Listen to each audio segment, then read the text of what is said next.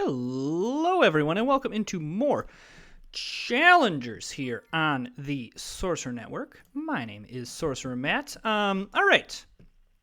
So I've now been grinding this game a lot, and I've learned some things. So the first thing is that this set, the orange set, the spooky set, it's the best. It has the best cards, it has the best combos. It's the one where you can exhaust things. It's got it has the best deck. So if there's an opportunity to get these, I'm going to try to get this. And then the other thing that I'm learning is more of mediocre cards is better than one good card. So for example, like the Sailor is a 2-power card that just allows you to put something on the bottom. It's okay. It's fine. It's not bad by any means, but 3 of those is better than one good card, one better card, just because you have more cards in your deck. So that's been helpful as well, just to try to populate your deck with as many cards as possible. The other thing that I've learned, though, is that isn't always a perfect strategy, because sometimes the more optimal play of having more optimal draws is better than having just a bunch of cards, especially like if it gets to the point where these newcomers, it's like they just become dead cards in your hand.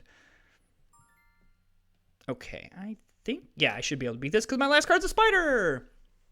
But I'm hopeful that I can hit this combo, this orange combo here. We'll see. Basically, it revolves around the teenager is the big one. It's a B card, and that you get +1 for each orange or this symbol, the bat symbol card, on your bench. And so so I don't see any of these cards here. I'm gonna redraw, and I'm gonna hope I hit some. Boom. Yes. Multiples are king. So like now, I don't have to remove anything here because I still only have 6 unique. However, because this build does not require these 1-drops, I'm just gonna remove 1 right now. I don't want to remove all 3. I don't want to go down to 7 cards, but slowly starting to phase these out is usually where you want to go. And so that teenager then is really, really good. But then what that pairs well with, there's another B card that's the Necromancer, and that allows you to put a 2-powered thing back on top of your deck. With the teenager being 2-power, you can recur that. The other thing that the orange set has is, now it is an A card, the Butler, where it allows you to exhaust things from your bench. So you can increase the amount of unique cards that you have, which is very, very, very good. It is just consistently, every time that I get it, I do very, very well. Every time that I'm against it, it is very, very hard to beat. That doesn't mean that there's it's an impossible build to it's a build that is impossible to beat. It's it's not king, so to speak, but it just consistently does very, very well. Very happy to see someone going this makeup artist build. You do you, man. However, the vendor build is very, very good. Anything that buffs from the bench is really, really good. Because, all right, 2 straight wins. Everything that buffs from the bench is very, very good because it is defense. The problem with the makeup artist, it is +2 during attack only, and so these newcomers are great on attack where they can defeat something with 3 power, except that it leaves you with one power, and there is nothing with 0 power. Okay, so what are these people going? So yeah, this is the other card. Put 2 cards from your bench onto the exhaust pile, so you can increase the amount of cards that you can dump. Or the amount of unique cards you can have, and you can dump some of those cards. It's not essential for this build. So like I am gonna swing the bat here, and I'm gonna go 1 B card. Boom. So here's one of the cards. Put one of the cards with base power 2 from your bench on top of your deck. And the nice thing is, in this, it is not an impossible thing to, I can put these skeletons back on top. I am going to go ahead and just get rid of the newcomers here. 8 cards is not a disaster to have, and also because I've won the first 2, one of the other things that I've realized in this game is don't get so focused on winning all the time. If I had lost the first 2, I maybe will be a little less aggressive because I want to try to pick up a trophy. But so often the late wins are the ones that get you the most fans or the most points, so to speak. And those are the ones that you really, really want to win. A lot of games that I've had where I don't do well at first, but I'm building my deck in the right way, and ergo I am able to get victories later and overtake my opponents. Okay. That's fine. Don't mind defending with 1 power, and I don't have anything with 1 power in my deck, so I'll always be able to beat 1 power. All right, I don't mind if he puts 2 newcomers back on top. It is not great in that he gets 2 extra cards in his deck, so to speak, but because it was going to take both of them to win, and then I can just move this back on top. I have my own recursion that I can do.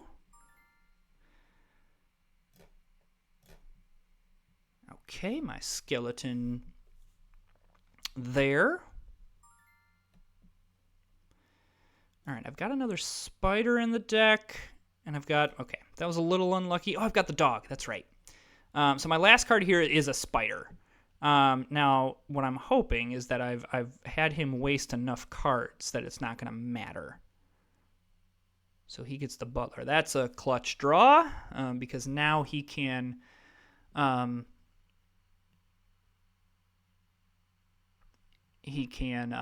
get rid of stuff. He won't go to the bench. However, there can't be that many more cards in his deck. There's not another newcomer.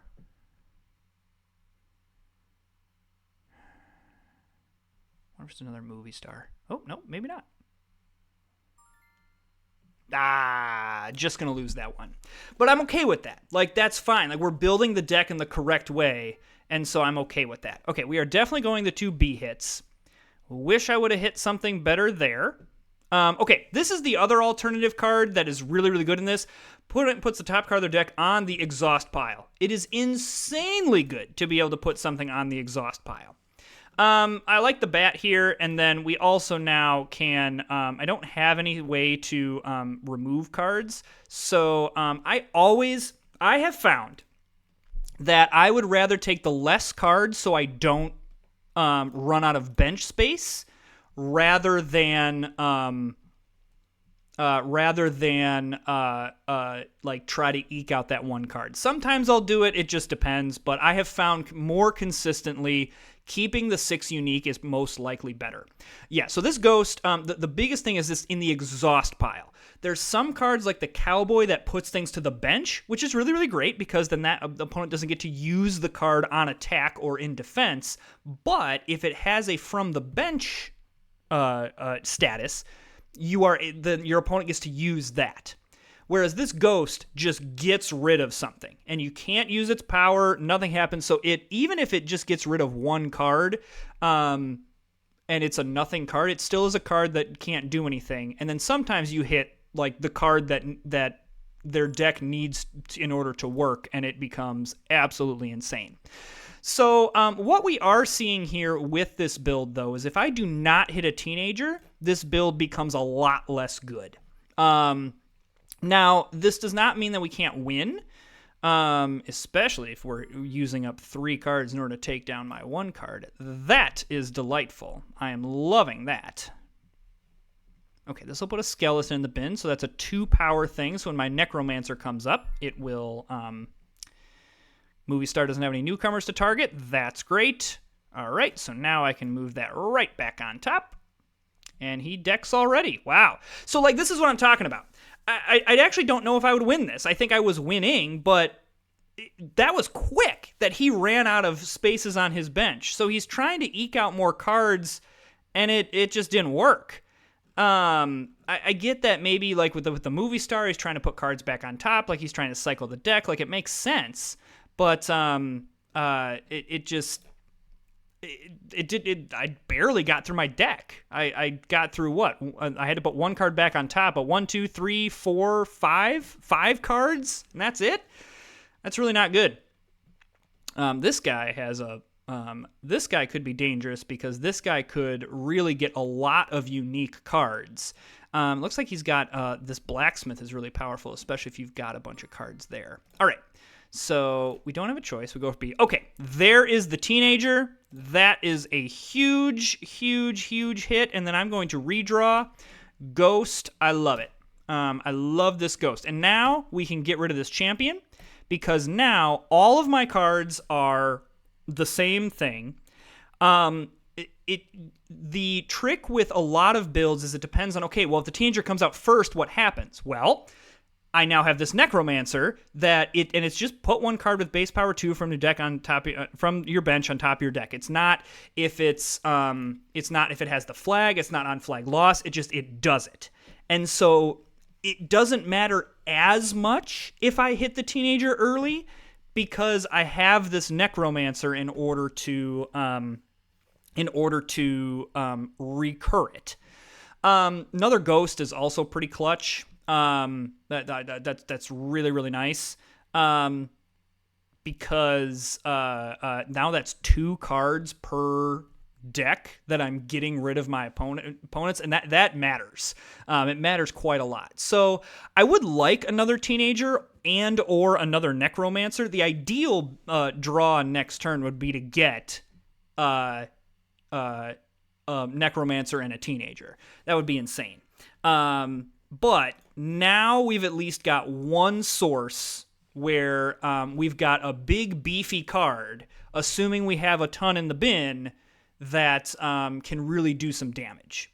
So really the unoptimal thing is if the necromancer comes out before the teenager. So here it is. 1 power card, I just got rid of a 5 power card. Like so even though I'm having to play multiple of those cards, the fact that I just got rid of something, excellent. So that's where it's a little bit unlucky. The only thing now that is not unlucky is that I'm going to have enough cards in the bin in order to make the teenager worth it. So that's very nice. Again, this 1 power build, it takes down my stuff, but it loses out to the one thing. Like my ghost just won that. Okay, so I would have rather gotten rid of the clairvoyant rather than the knight. So there's my teenager. So now that's defending with 8 power, which is absolutely bonkers. Because now all this buffing stuff does not matter.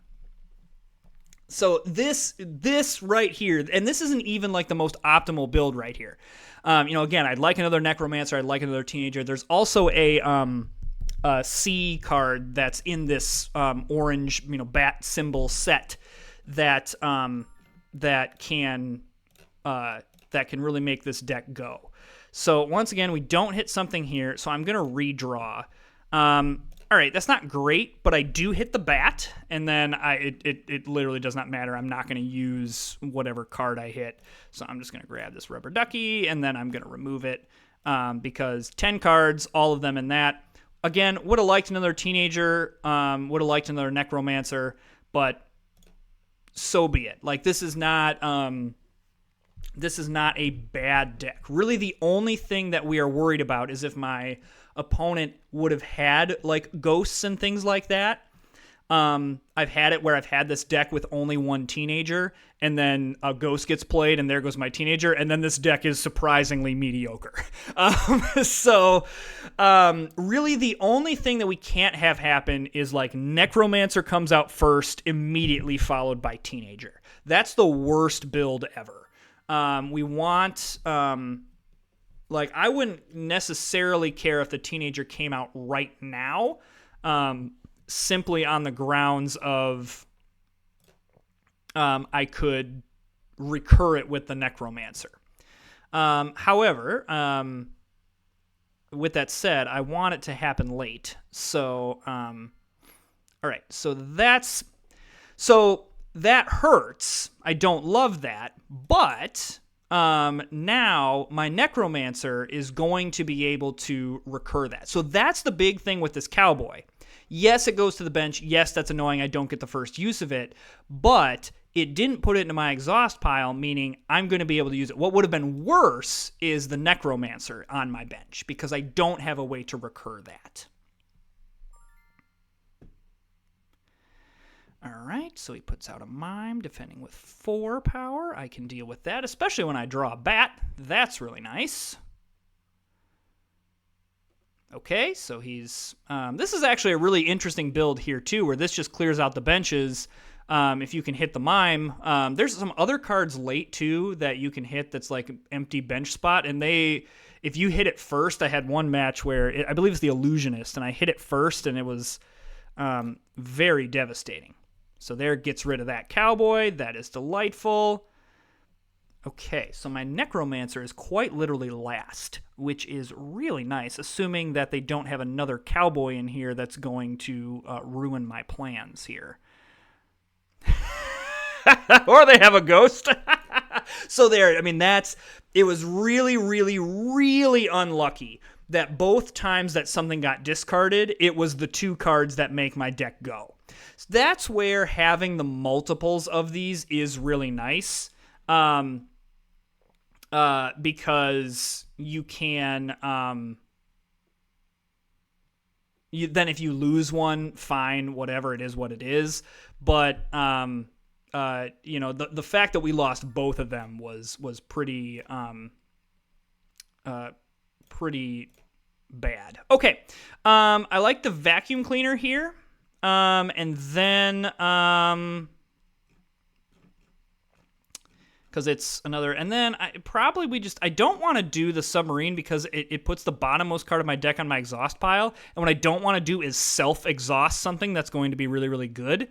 I probably just grab this Bard, and because I have the we're just going to remove this. I'm going to go 11 cards. The vacuum cleaner can get rid of something so I don't run out of bench space. Assuming I win this, I'm probably in good shape. Who am I playing? I'm playing this guy. So that's the nice thing is I'm playing, ideally, one of the weaker players. And I want this guy to lose to Marty McFly because I probably have this guy, but if he gets 6 and 7, I'm a little less optimistic. So I really wish I would have gotten another Teenager Necromancer or a Vampire. Vampire is the other one that's really good in this in the C set. Because then I could have shown like how this deck really goes off, but so be it. This is fine. All right, well, I'm gonna move that there. That still means we might run out of deck space. So the hope is that we can just win before that happens. Okay, that's nice that it took that many cards, and the Jester does not trigger. Love that took a real card away as well. Okay, that's fine. That's not ideal, but okay. A B card goes back on top. See, that's what we wanted, because then we could put like the Necromancer back on top. Then we can put like there's so much other stuff. However, it looks like our Teenager is late enough that it's going to be okay. Okay, we get rid of a newcomer. That's fine, I suppose. Yeah, we are hitting a very, very optimal Teenager here. Now the question is, am I going to have enough? Is that going to be enough in defense to beat this deck?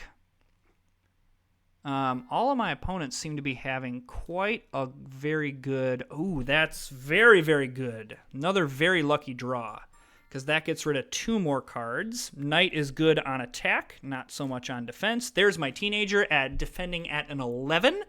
That was... Mwah! I do not care about newcomers going back on top.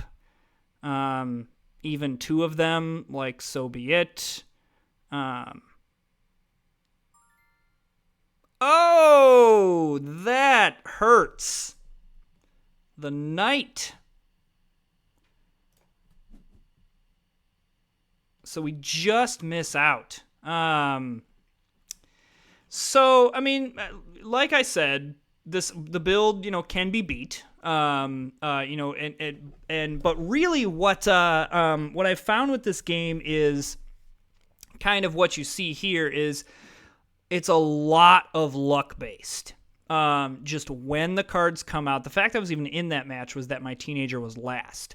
But had I had certain cards hit at a different time, had I had multiple teenagers, had I been able to get another necromancer, like that really would have been more ideal.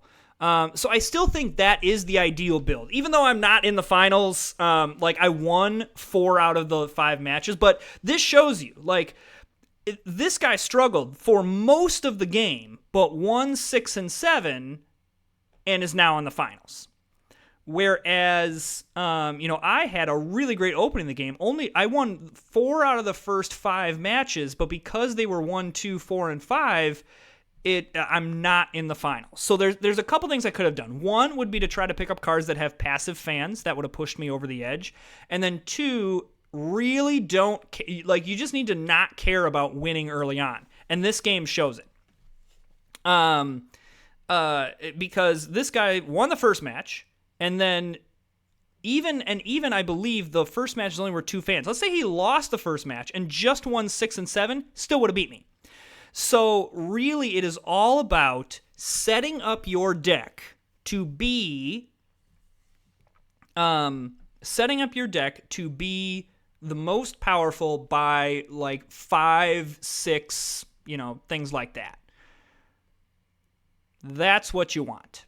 So, this guy wins it. So that was the guy that we played, right? Oh, he still had a stable boy in there. Wow. So basically this guy, because of the 3 butlers, and I believe he had the vacuum cleaner as well, was able just to, this is another optimal build, so to speak, was able just to stack his deck full of stuff. And it's hard to beat, no matter what build you have, it is hard to beat someone that has just way more cards than you. So a lot going on in this one. This has a lot of lessons in it. So hopefully you kind of picked up something from that. We're gonna keep on going this. I hope I can show you like a really, really optimal build. Because when this goes off, there's a couple decks when they go off, man, they feel really good. So thanks for joining me. If you're enjoying the content, hit that subscribe button, like, comment, all that jazz, and we will see you next time.